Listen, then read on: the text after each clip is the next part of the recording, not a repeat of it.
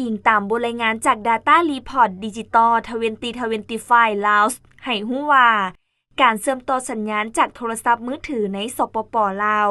มีการขยายตัวอย่างต่อเนื่องโดยในต้นปี 2025 มีทั้งหมด 6.78 ล้านหมายเลขโทรศัพท์หรือคิดไล่เป็น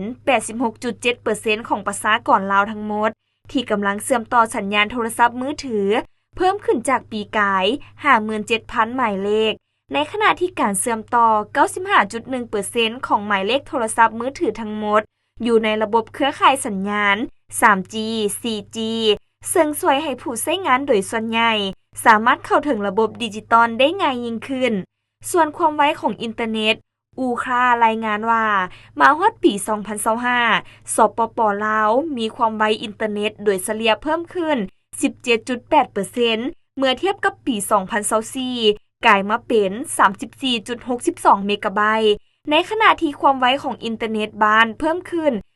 21.6% กลายเป็น 40.9 เมกะไบต์การขยายตัวดังกล่าวแสดงให้เห็นถึงการพัฒนาโครงสร้างพื้นฐานด้านโทรคมนาคมอย่างต่อเนื่องและความต้องการในการสมใช้อินเทอร์เน็ตที่เพิ่มขึ้นของประชาชนลาวแต่ถึงอย่างใดก็ตามปัจจัยด้านภูมิสันฐานและต้นทุนค่าบริการยังเป็นสิ่งที่สำคัญที่กำหนดโอกาสในการเข้าถึงอินเทอร์เน็ตที่มีคุณภาพของประชาชนในแต่ละพื้นที่